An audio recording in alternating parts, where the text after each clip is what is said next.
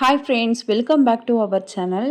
இந்த வீடியோவில் நம்ம எதை பற்றி பார்க்க போகிறோம் அப்படின்னா, கொக்கி எப்படி ஸ்டிச் பண்ணுறது, அது கை எப்படி ஸ்டிச் பண்ணுறது அப்படின்னு தான் பார்க்க போகிறோம். எப்போதும் ப்ளவுஸ்க்கு ரைட் சைடில் நம்ம ஐ ஸ்டிச் பண்ணுவோம், லெஃப்ட் சைடில் தான் கொக்கி ஸ்டிச் பண்ணுவோம். நம்ம கொக்கி ஸ்டிச் பண்ணுறதுக்கு எப்படி மார்க் பண்ணணும்னு நான் காட்டிடுறேன். நம்ம சும்மா 5 கொக்கி வைக்கணும், ஒவ்வொன்றுத்துக்கும் ஒரே அளவு டிஸ்டன்ஸில் வைக்கணும் அப்படின்லாம் வைக்கக்கூடாது.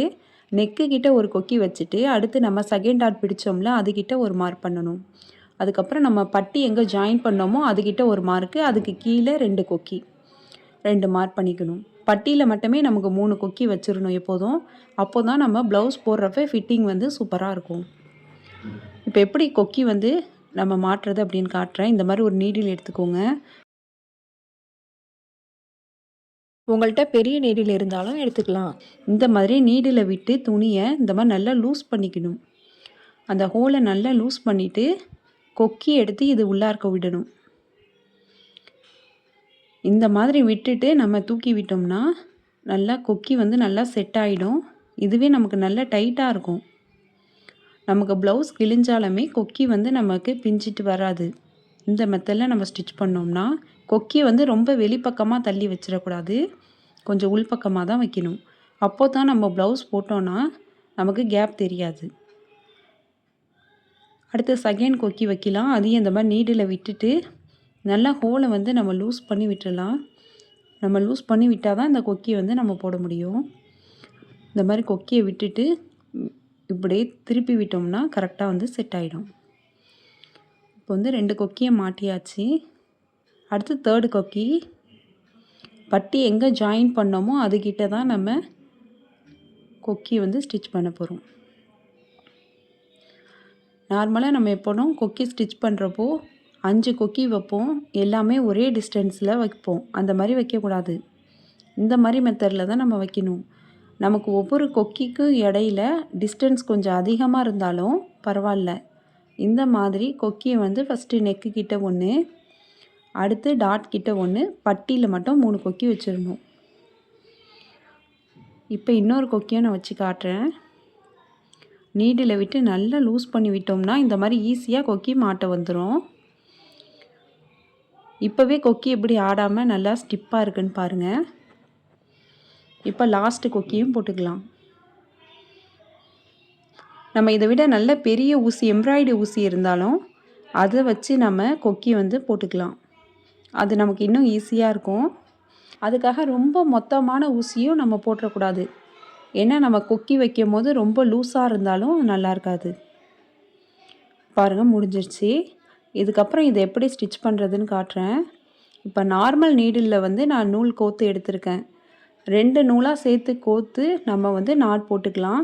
இப்போ நமக்கு 4 நூலாக இருக்கும். இந்த ஃபஸ்ட்டு உள்ள ஹோலில் கீழே விட்டு எடுத்துக்கலாம். கீழ்ப்பக்கமாக விட்டுட்டு நீடில் அந்த ரவுண்டாக இருக்குல்ல அதுலேருந்து நம்ம வெளிப்பக்கமாக எடுத்துடணும்.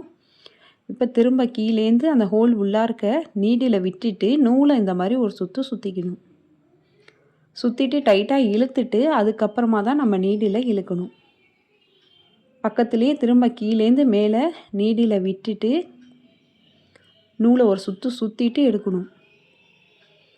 இந்த மெத்தடில் நம்ம ஸ்டிச் பண்ணோன்னா ஒரு நூல் பிரிஞ்சால் கூட அடுத்தடுத்த நூல் பிரியாது. இந்த மாதிரி ஒவ்வொரு ஸ்டிச்சஸ்க்குமே நம்ம நாட் போட்டுக்கணும். ஒவ்வொரு வளைவுலேயும் நம்ம 4 ஸ்டிச்சஸ் போட்டுக்கலாம். இந்த மாதிரி நம்ம ஒவ்வொரு நாட்டாக போட்டு ஸ்டிச் பண்ணுறதுனால 3 ஸ்டிச்சஸ் போட்டாலே ஓகே தான், நல்லா ஸ்ட்ராங்காக தான் இருக்கும். நம்ம 4 ஸ்டிச்சஸ் போட்டுக்கலாம், அப்போ தான் பார்க்குறதுக்கு அழகாக இருக்கும். இப்போ பக்கத்தில் உள்ள ஹோலில் ஸ்டிச்சஸ் போட்டுக்கலாம். கீழேந்து அந்த ரவுண்டாக இருக்குல்ல அதுக்கு சென்டரில் நீடில் எடுத்துகிட்டு நூலை ஒரு சுற்று சுற்றிட்டு அதுக்கப்புறமா த்ரெட்டை நீடில் வெளியில் எடுத்துடலாம். இந்த மாதிரி அப்பப்போ சிக்கு வரும். நம்ம அந்த த்ரெட்டை இழுத்து விட்டுட்டு அதுக்கப்புறம் தான் நம்ம ஊசியை வெளியில் எடுக்கணும். எந்த நூல் நமக்கு சிக்காகுதோ அந்த நூலை மட்டும் நம்ம இழுத்து பார்த்தா நமக்கு தெரியும் எந்த நூல் சிக்காக இருக்குன்னு. அதை சரி பண்ணிவிட்டு நம்ம ஸ்டிச் பண்ணிக்கலாம். இந்த மாதிரி பக்கத்தில் நாட் போட்டு போட்டு ஸ்டிச் பண்ணிக்கலாம்.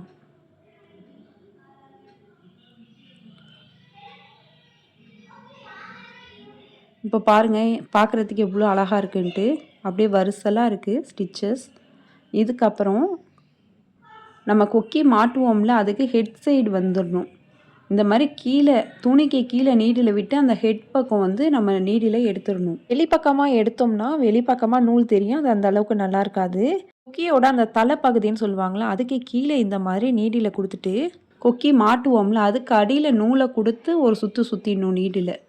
இந்த மாதிரி நம்ம ஒரு 3 ஸ்டிச்சஸ் போடணும். டாப்பில் அந்த கொக்கி மாட்டுவோம்ல, அதுக்கு அடியில் நீடில் கொடுத்துட்டு கொக்கி மாட்டுவோம்ல, அதுக்கு கீழே நூலை கொடுத்து நம்ம நீடில் சுற்றிக்கணும். லாஸ்ட்டாக நம்ம முடிக்கிறப்ப நீடில் நம்ம 3 சுற்று சுற்றிட்டு அதுக்கப்புறமா நம்ம நீடில் வெளியில் எடுக்கலாம். அப்போ தான் நமக்கு நல்ல ஸ்ட்ராங்காக இருக்கும்.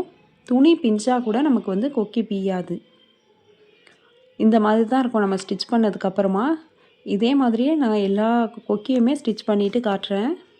நம்ம ப்ளவுஸ் எந்த அளவுக்கு ஃபினிஷிங்காக ஸ்டிச் பண்ணுறோமோ அதே அளவுக்கு நம்ம கொக்கியும் அந்த ஐயும் கரெக்டாக நம்ம ஸ்டிச் பண்ணணும். அப்போ தான் நமக்கு ப்ளவுஸ் பார்க்குறதுக்கு இன்னும் அழகாக இருக்கும். நம்ம ப்ளவுஸ் மட்டும் நல்லா ஃபினிஷிங்காக ஸ்டிச் பண்ணிவிட்டு ஹூக்கும் லூப்பும் நம்ம சரியாக கட்டலைன்னா அது அந்த அளவுக்கு அழகாக இருக்காது. இதுக்கப்புறமா நம்ம ஐ எப்படி கட்டுறதுன்னு பார்க்கலாம். நம்ம ப்ளவுஸோட ரைட் சைடில் தான் ஐ ஸ்டிச் பண்ணுவோம். இந்த மாதிரி நீடில் குத்தி வெளியில் எடுத்துட்டு இன்னொரு பக்கமாக நம்ம கீழே விடணும். ஃபுல்லாகவே துணிக்கு கீழே விட்டுறணும். அப்போ தான் நமக்கு டைட்டாக இருக்கும். நம்ம மேலே உள்ள ப்ளவுஸ் துணியில் மட்டும் நம்ம நீடில் குத்தி குத்தி எடுக்கக்கூடாது. நல்லா அடியிலேருந்து நம்ம குத்தி குத்தி எடுக்கணும். இந்த மாதிரி ஒரு 4 ஸ்டிச்சஸ் போட்டுக்கணும். இதுக்கும் நம்ம த்ரெட்டு வந்து டபுளாக கோத்துக்கணும். நமக்கு வந்து மொத்தமாக 4 நூல் இருக்கணும். இந்த மாதிரி நம்ம 4 ஸ்டிச்சஸ் போட்டு எடுத்துக்கலாம். இதுக்கப்புறமா த்ரெட்டை நம்ம லெஃப்ட் சைடாக போட்டுட்டு நீடிலோட பேக் சைடை வந்து இந்த த்ரெட்டுக்குள்ளார விட்டு நம்ம எடுக்கணும். ஏன்னா நம்ம ஊசியோட முன்பக்கமாக நம்ம ஷார்ப்பாக உள்ள பக்கமாக எடுத்தோன்னா கையில் வந்து குத்தி டேமேஜ் ஆகிடும். இந்த மாதிரி பேக் சைடு வழியாக த்ரெட்டை வந்து இந்த மாதிரி ஒரு சுற்றிட்டு அதுக்கு சென்டர்லேருந்து நம்ம நீடில் வெளியில் எடுக்கணும். பேக் சைடு வழியாக அந்த த்ரெட்டுக்குள்ளே வந்து இந்த சென்டரில் நம்ம வெளில எடுக்கணும். திரும்ப நீடில் விட்டு வெளில எடுத்துக்கலாம். த்ரெட்டை நம்ம கரெக்டாக அந்த மாதிரி ரவுண்டாக போட்டுட்டு அதுக்கப்புறமா நீடில் உள்ளே விட்டு வெளில எடுக்கலாம். நம்ம ஒவ்வொரு தடவையும் நீடில் நூலுக்குள்ளே விடுறப்ப த்ரெட்டை வந்து ஒரு சுற்றி விட்டுட்டு அதுக்கப்புறம் தான் நீடில் விடணும். அப்போ தான் நம்ம அந்த த்ரெட்டுக்கு சென்டர்லேருந்து எடுக்கிறதுக்கு நமக்கு ஈஸியாக இருக்கும்.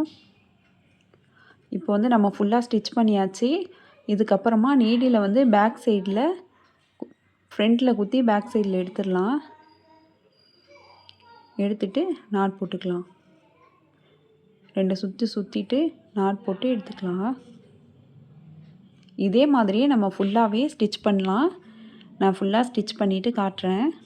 இப்போ நம்ம எல்லா கொக்கியும் ஸ்டிச் பண்ணியாச்சு. எல்லா லூப்பையும் ஸ்டிச் பண்ணியாச்சு. அவ்வளோதான். இதுக்கப்புறமா நம்ம கொக்கியை மாட்டிடலாம். ப்ளவுஸ் இப்படி தான் இருக்கும். இந்த வீடியோ உங்களுக்கு யூஸ்ஃபுல்லாக இருந்துச்சுன்னா லைக் பண்ணுங்கள், ஷேர் பண்ணுங்கள், கமெண்ட் பண்ணுங்கள். மறக்காமல் சிபி சாய்ரா சேனலை சப்ஸ்கிரைப் பண்ணிவிட்டு பக்கத்தில் உள்ள பெல் ஐக்கானை கிளிக் பண்ணிவிடுங்க. அப்போ தான் நான் போடுற வீடியோலாம் உங்களுக்கு நோட்டிஃபிகேஷனாக வரும். தேங்க்ஸ் ஃபார் வாட்சிங்.